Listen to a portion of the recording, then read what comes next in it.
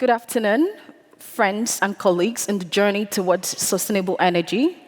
Thank you to the German federal government and to the organizers of the Berlin Energy Transition for the opportunity to address this gathering.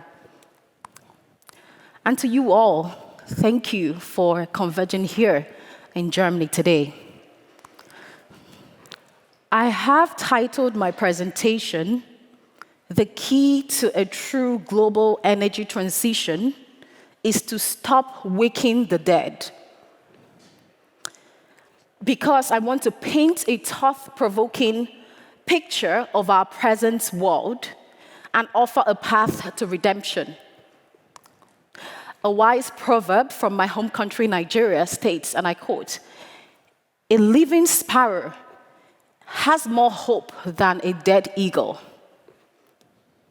So I want to talk to you about how we are today spending time waking the dead and not enough time tapping into the available and abundant life that is literally right in front of us. In the face of climate change impacts at a time of global energy transition, fossil fuels, which are dead plants, dead animals, and dead human beings, submerged in the ground for millions of years, and are so dangerous that they should have no business being in the atmosphere, are being woken up. They are being brought back to life. In turn, they are claiming lives in what we are today calling global warming. I will start my speech today with two stories which I think will graphically set the scene for my time here today. In 2014, my parents moved into their own built house. It was such a happy occasion because they had worked for so long, for 20 years, and finally built their own home so they could stop paying rent. It's often a thing, right, to build a home and move your family to the home. I think it's also a tradition that is popular everywhere in the world. But there's a twist to this story. The community that they moved into was off the grid. That has never been my experience before. And I visited them there and I observed what it was like to live without electricity access. It's very easy to talk about it, but when it's happening to you, it's so much different. My parents spent all of their savings on diesel generators, only at night, by the way. And my younger ones struggled a lot to have access to electricity. They would go out in the communities to local spots to charge their laptops or their phones. I even remember a time when my brother, who has a small business as a mobile barber, almost had a fight with an older gentleman for failing to turn up to shave his head. But that was because there was no electricity access. I could see examples of how this affected small businesses or young people in the community. But my case is hardly alone. This is sadly the plight of 87 million Nigerians. 87 million, a little more than the population of all of Germany, and 754 million people globally living without electricity access. My parents' experience boggled my mind. Nigeria has the 9th largest gas deposit in the world at 180 million cubic feet. Nigeria's oil and gas reserves were put at nearly $37 billion barrel in 2021, and they ranked 11th out of 20 countries with the largest oil reserves. Nigeria is this rich in oil and gas energy, I wondered, but have not been able to provide constant electricity access for its population. Why? Hold that thought for a moment. In my second story, I took a stroll into my community one day, and I came across what seemed like a small stream of water by the roadside, with children and women gathering around, fetching water or playing around the water. But the thing here is that that water was dried up. What was left was just a little scrounge in the middle, at the bottom of the stream, a mere puddle, dirty, depleted, and dismal. This particular community, heavily affected by climate change, impact, drought, once had an overflowing stream. Beyond experiencing massive drops in agricultural yield, this community also is exposed to health issues like cholera. This is sadly the experience of 55 million Nigerians, almost the size of the entire population of Italy, and another 20 million people facing acute food insecurity as a result.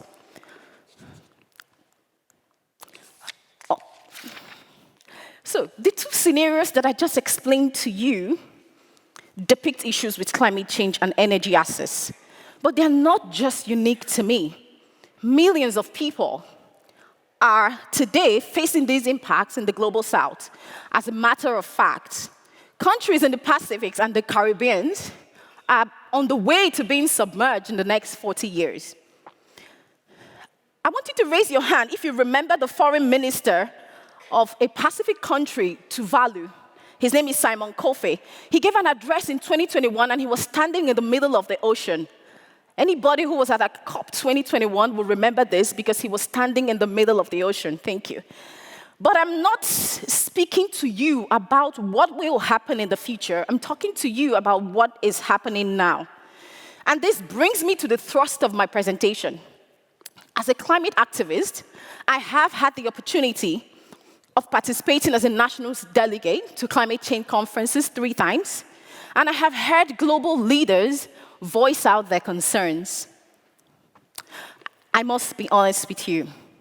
I have been very disappointed to observe that the focus of these concerns at these meetings is how to get more fossil investments and delaying the phase out of fossil energy and coal. It seems that you leaders are concerned with silently strengthening your dependence on fossil fuels, requesting for more investment on fossil fuels, funding the East Africa crude oil pipeline in Uganda, while destroying the livelihoods of 100,000 people. You must stop waking the dead. When we combust these fuels, we produce CO2 gas that gets emitted in the atmosphere, trapping heat. The result is hurricanes, lost lives, and properties. When you inhale this CO2 gas on the traffic or through indoor air pollution, the results are large cases of asthma and 2.1 million people dead in Africa in 2021 as a result of inhaling this gas. When you use your generator and inhale this gas, the result is 30,000 people dead in Lagos State, Nigeria, as a result of this. Can you see how much this is costing us? Having this dead out here with us in the atmosphere. But people are dying from climate change impacts, but arguments are ongoing about whether to fund gas power projects or not. This is really shameful. And I have a message to the G7, China, and Russia, and the top 10 polluters. The world is watching what is going on. And if you continue doing nothing to combat this, history will judge you. Your own children will judge you. But I'd like to start from the very beginning. After developing your countries and your economies with fossil fuels, you then tell Africa and the global south to halt their own projects for an issue that they haven't caused by themselves. You did make good of your statement by refusing to fund more gas projects. You invested into fossil power for your own economies since the Industrial Revolution, building the countries that you have today. But then you have asked Africa not to develop theirs in the same way that you have done. You have caused climate change with your focus on profits over people. You have woken the dead. And in what some people are calling Anthropocene, an era in which one generation have changed the environment since 4.5 billion years. That's what we're experiencing now. But you sit comfortably in your fully electrified offices and then tell Africa how to generate their electricity. How can you feel their pain? 4 in 10 African people lack electricity access. 1.2 million African people died in 2021 as a result of lack of electricity. Electricity is a matter of urgency in Africa, much more than climate change is an issue. Yet you want Africans and the global south to join you to solve the climate change.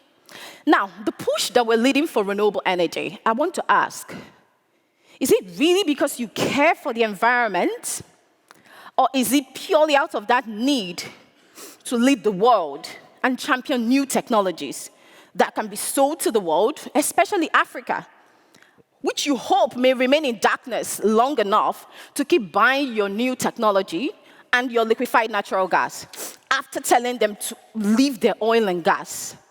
But how could they afford to buy your clean energy since you're not providing them substantial funds for the energy transition? You cannot eat your cake and have it. You are asking Africa to leave their fossil resources, but you have not left your coal and gas. Let's look around the world for a minute, starting from America.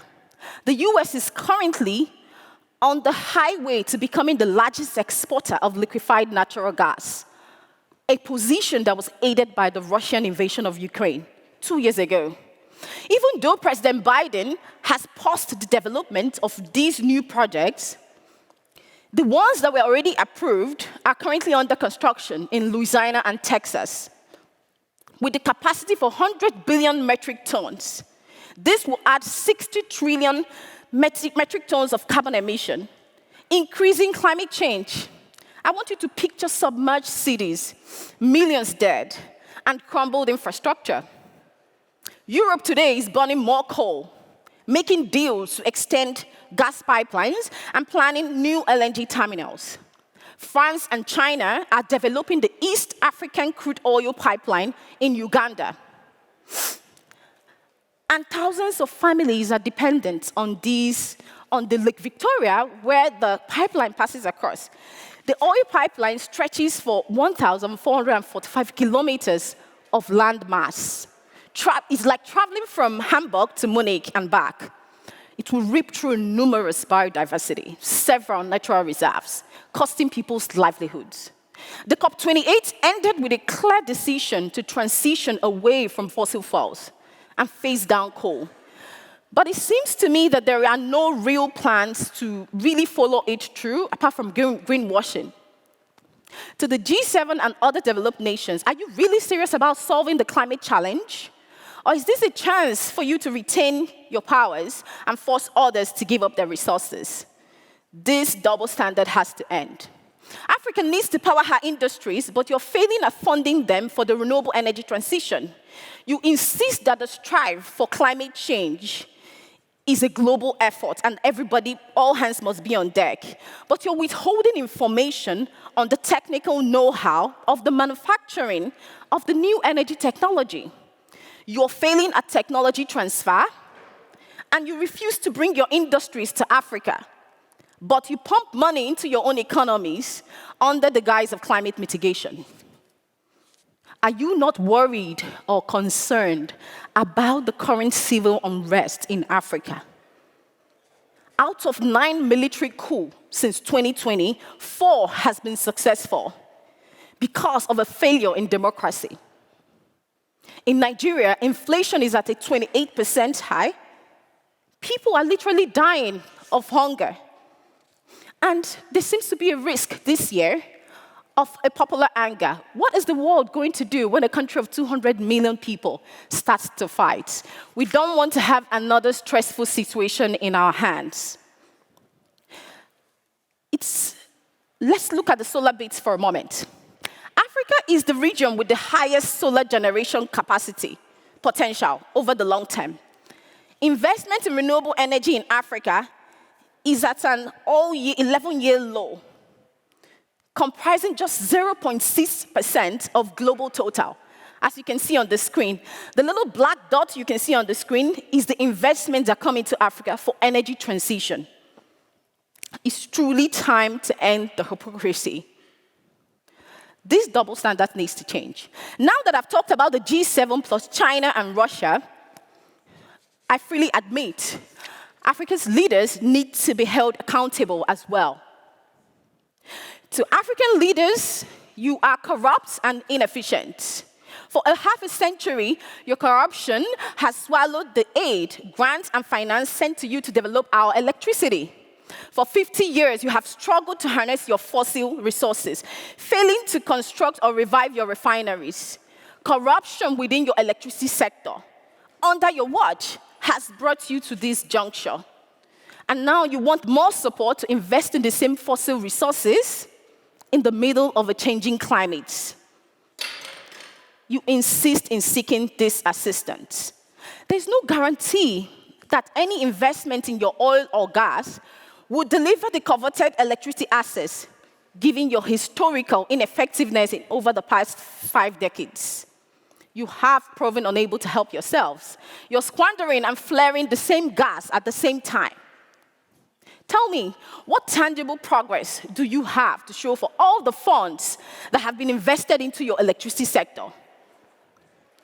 You leaders are driven by your need for wealth and personal ambition, while you neglect the needs of the entire continent.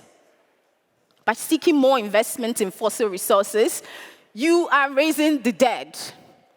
And to be fair, I agree that Africa has lagged behind in development and haven't utilized their fossil power like the rest of the world. But how come 600 million Africans are still without electricity access with all of the funds and investments in the last 50 years? According to African Union, $140 billion a year is lost to corruption. These $140 billion could have ensured uninterrupted power supply to every citizen in Africa for several years, but instead it was squandered. There is a current call in Nigeria by Socio-Economic Rights Accountability Project for a probe to investigate $22 billion meant for providing access to electricity, which is currently unaccounted for. Let me remind you that the world civilization started in Africa. And Africa today has the potential to be a leader in the solar energy industry. Africa must not fully depend on the G7 and the G20 to fund your transition. Please keep in mind that anyone who funds you would control you definitely. Glory, I'm going to have to ask you to slowly wrap up your remarks. Thank you. Okay, I'll round up. I want to urge the world to put all the investments into the development of renewable energies instead of oil and gas. And I'd like to wrap up by saying that I know my comments have been at times critical, sometimes harsh, but understand that they come from a place of deep concern. I also believe from a place of deep hope. And this hope, I will share some of them with you. The Biden administration has launched the Inflation Reduction Act to support local manufacturing of solar power, which sends a strong signal of hope. The EU have created the RE-Powers EU plan and the Fit for 55, which is very encouraging. And I must commend Nigeria and Ghana for the seriousness they've shown for the energy transition plan. Nigeria was the first country in Africa to create an energy transition plan, followed by Ghana. Let me show you with one final story how we established this hope. It's about my parents who moved to that off-grid community that I talked about. After the year 2014, I surprised them with a solar energy installation. It was my father's birthday, and I took them away from the house for a 2-day vacation. They thought the surprise was the 2-day vacation, but it was really the solar power installation at their home whilst they left the house. I want you to look at this video and see the joy that they expressed at the fact that they now have complete access to electricity. You see, solar power came true for them. It can come true for other 87 million Nigerians. Not oil, not gas, and not coal.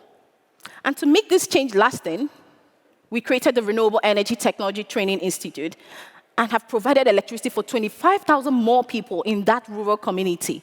If myself as one individual can do this, what about when there is collective potential, political will?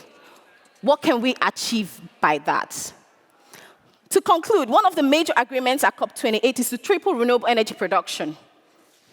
So I want to end by sharing with you that in Mwaku village, this village, we have just now launched the establishment of the first female-powered solar assembly factory and manufacturing factory to produce solar panels, combat climate change, and create jobs. I want you to think what will happen when we are able to bequeath a livable future for our children. This is our pact. Tomorrow is March 20th, the first full spring day, a new dawn. And I urge you to do away with the dead and let new life spring forth, a change of heart instead of greenwashing, a prioritization of people instead of profit. Let's stop waking the dead. Let's leave fossils in the ground where they belong and focus on life-giving forms of energy. I'll finish my speech where I began, with the Nigerian proverb, a living sparrow is better than a dead eagle. So let's promote life and true clean energy and leave dead fossils behind. Together, let's unite for climate change and stand for a true sustainable energy transition. Thank you.